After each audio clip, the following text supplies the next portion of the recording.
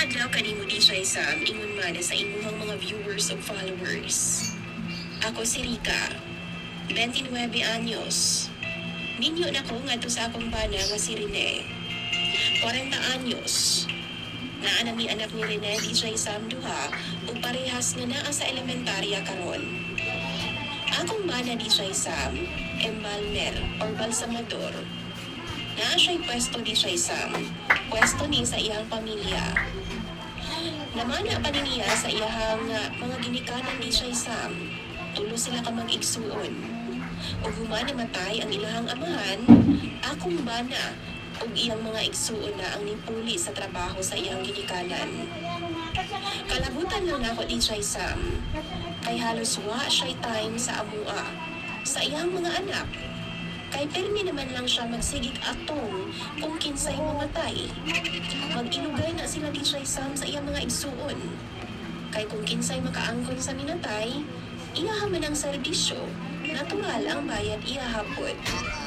Muna sila giingon di siya Sam na kung ang uban, magpatambal, magpadag hospital, maningkamot aron mabuhi, mag-ampo aron lugwayan pa ang kinabuhi sa ilang mga minahal.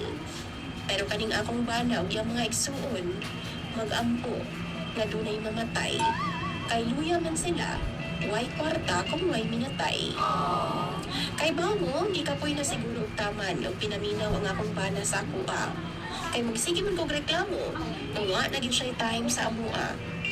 Gidana niya sa balay ang iyang trabaho, ang patayng lawas sa DJ Sam. Ug dinhi niya gibalsamar sa balay. Pero tigid na mong away niya itong tumura di siya Sam, kay perti mga adluka sa akong mga anak. Diyang naay patay nga gahigda sa among sala. Maayon na lang di siya Sam, kay pagkaugma, ikuha na dayon sa tagtungod. Kung naay bangga po di siya Sam, inuganay gina sila.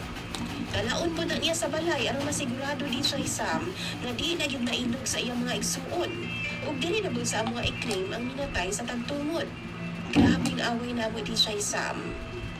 Ibaharan ako siya nga kung di gani niya usbon ang iyang style di siya Sam, bulagan man yun ako siya. Manglakaw man yun mi sa mga bata. Abi ko di siya Sam ug okay na mi. Tumano niya ang akong mga giingon. Mga buwan ko di siya Sam nga wa na siya magdaog patay sa balay namo. Pero usa ka beses, nakadawat og award ang akong panganay nga anak sa eskwelahan. Nagsabot ni nga mga sa gawas after sa klase sa akong mga anak. Unya, mo'y paghuman sa klase sa mga bata ni siya Sam, nanawag ang akong bana. Nangayo siyang pasensya, kay wa pa daw siya mahumana sa iyang trabaho. Naa pa daw nabanggaan og bus adi siya Sam, o kinahanglan pa daw nga iyang tiwason ang iyang trabaho. Di daw siya kasipot sa among sabot. Diingon na lang siya nga mag-taxi na lang daw mi sa mga bata. Kami na lang una mga sa gawas. Mubawi na daw siya sa sunod. Lagot kay ko di siya Sam. O giingnan yun na ako siya. Ay nagpauli sa balay ha. Unya kay mahadlok man na si Rene di siya Sam pag ingon ako siyang ingon ana. Kay di siya gusto nga mawami siyang kinabuhi. Di siya gusto nga magbuwag ni.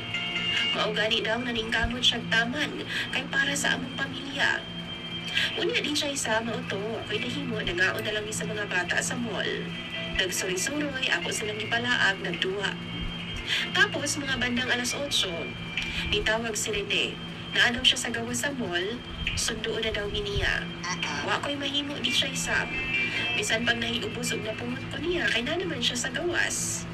Pero diyang pag-abli na ako sa backseat, nilingkod ko sa atubangan di siya Sam. Pero wa pa gani ko makalingkod ha, mo po'y pag-abli na ko sa portahan. Belte ng syagit sa akong duha ka mga anak. Kay di ay, pag-abli nila sa pultahan, bitambada sa ilang atubangan, ang patayng lawas nga gabuyod in tawon sa backseat. Pagpasigan ako sa suga din siya Sam in town, nagdugo-dugo pang naong sa minatay. Kahagugid kay ang akong bana din siya Sam. Di gyud ko makarelate sa iyang ginabuhat. Ambot ko usay utok sa akong bana, or normal lang ba ni sa ilaha. Kay bawo ko nga nadakaan na nila nga ingon ana ang trabaho sa ilang mga ginikanan, pero akong mga anak, wain taon maanad. Nga magdug, magtanaw, o magtapad o minatay sa sakyanan. Ingon sa akong bana din siya Sam, Gidali-dali daw niya dala ang minatay. Human sila magkasinabot sa tagtungod, kay basin daw mailog pa sa iyahang mga igsuon. Animal gid nga bana di siya Sam. Sugad ni Antono, di nagud mo sakay ang akong mga anak sa among sakyanan. Bisan ako manggani, na-imagine na ako di siya Sam nga naay minatay sa backseat namo. Murag daghan ang kalag ng puyo sa among sakyanan. Amot mo'y manimbawt na akong balahibo kung musakay ko sa among sakyanan. Kana bitong suguon ako ang akong anak no, nga naikwaon sa sakyanan, magdagan-dagan guditaw na di siya Sam. Grabe nang syagit-syagit, labi pa gabiing nako. Di gina ang sugot. Naglimpong jud ko sa akong bana di siya Sam. Sa imo mga viewers o followers, mangutanan daw ko ninyo.